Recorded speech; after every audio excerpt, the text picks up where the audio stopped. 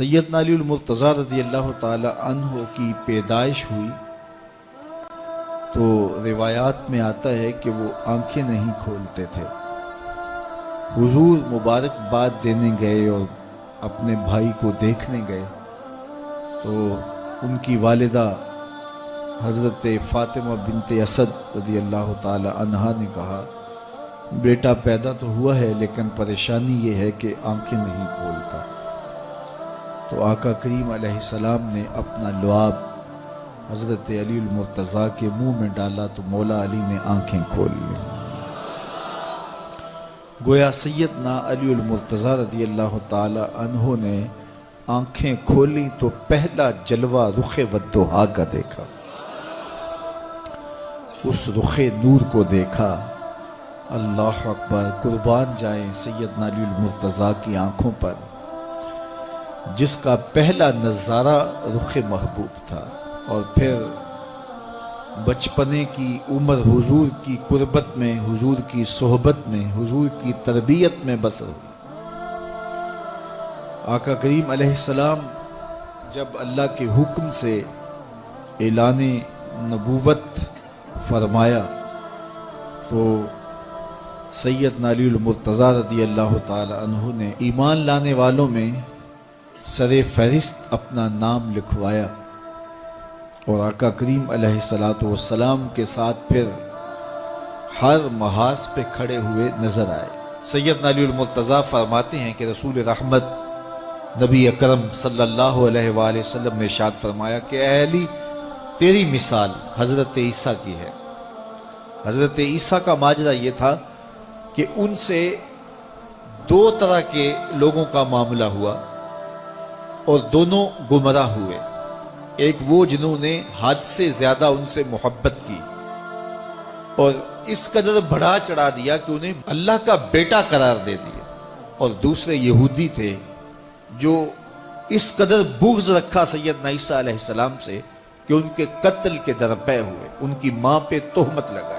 سیدنا علی المرتضیٰ فرماتے ہیں کہ میرے حضور نے فرمایا تیری مثال بھی حضرت عیسیٰ کی، تیرے معاملے میں آ کر بھی دو لوگ برباد ہوں گے، ایک محبت کی وجہ سے برباد ہوں گے، ایک بغض کی وجہ سے برباد ہوں گے۔ ایک محبت میں ایسے افراط کریں گے، اس قدر محبت میں تجاوز کر جائیں گے، حد سے بڑھ جائیں گے کہ وہ کہیں گے تیرے بارے جو نہیں کہنا چاہیے۔ حتیٰ کہ سیدنا علی المرتضیٰ رضی اللہ تعالی عنہ کی محبت میں لوگوں نے تمام صحابہ پر سب و شتم کو جائز سمجھ لیا، اور ایک طبقہ ایسا بھی ہے جو سیدنا علی المرتضیٰ رضی اللہ تعالی عنہ کو خدا اور الہ کہتا ہے۔ یہ نصیری سیدنا علی المرتضیٰ رضی اللہ تعالی عنہ کو الہ کہتے ہیں، علی اللہ کا نعرہ لگاتے ہیں۔ ایک طبقہ محبت میں تجاوز کر کے اس قدر جو ہے وہ سیدنا علی المرتضیٰ کے بارے میں اعتقاد قائم کرتا ہے کہ وہ گمراہی کے گڑھے میں جا گیا، اور ایک طبقہ وہ ہوگا جو تیرے ساتھ بغض رکھ کے برباد ہوگا۔ سیدنا علی المرتضیٰ رضی اللہ تعالیٰ عنہ کا نام بھی گوارا نہیں ہوگا۔ سیدنا علی المرتضیٰ کا نام لیا جائے تو طبیعت میں بے چینی اور اضطراب پھیل جائے گا۔ اور ایک طبقہ ایسا ہے نواسب کا، نواسب باقاعدہ 10 محرم کو سیدنا علی المرتضیٰ رضی اللہ تعالی عنہ کے شہزادے کی شہادت کے دن کو عید کے طور پہ منایا کرتے ہیں۔ وہ نئے نئے کپڑے پہنتے ہیں، انواع اقسام کے کھانے کھاتے ہیں، اور ایک دوسرے کو مبارکیں دیتے ہیں اور گلے ملتے ہیں۔ تو نواسب سیدنا علی المرتضیٰ اور خاندان نبوت کے ساتھ بغض رکھنے کی وجہ سے برباد ہوئے، اور جو نصیری اور وہ طبقات جو حضرت سیدنا علی المرتضیٰ کے ساتھ محبت کے ازدیاد میں یہاں تک جا پہنچے کہ انہیں ابن اللہ کہہ دیا، یا ان کی محبت کے اندر جلیل القدر ہستیوں پر تان و تشنی کے تیر برسائے، تو یہ گمراہی کے گڑھے میں جا گرے۔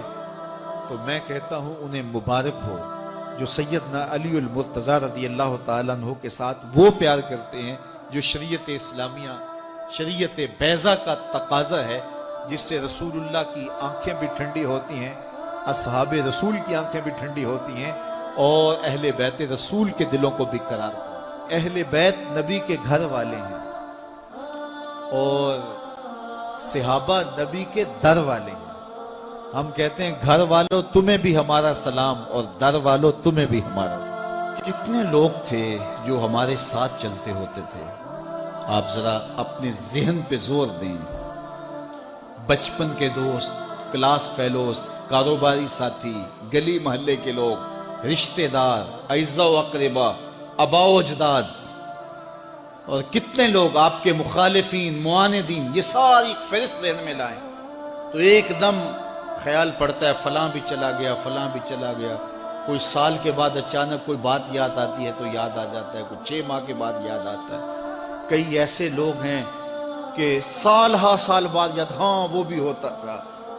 مٹی کا رزق بن گئے، قصہ پارینہ بن گئے. کہانی تو اتنی سی ہے نا، جو اکڑ اکڑ کے چلتے تھے آج وہ مٹی کا رزق بن گئے.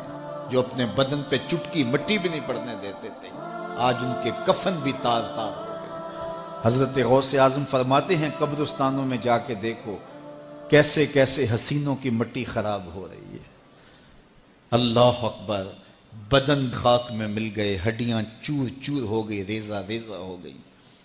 رہا ہوگا جب ہم ان سے جڑ جائیں گے. تو یہ مختصر زندگی کی تمام تر لطافتوں کے حصول کے ساتھ گزرنی چاہیے. کتنے نوجوان ہیں جنہوں نے اپنی توبہ کو مؤخر کیا تھا بڑھاپے کے لیے اور آج قبرستانوں میں دفن ہیں. آپ جا کے قبرستانوں میں دیکھیں، وہ سوچتے تھے کہ ابھی تو جوانی ہے، جوانی سے لطف اندوز ہو لیں، بڑھاپے میں توبہ کر لیں گے.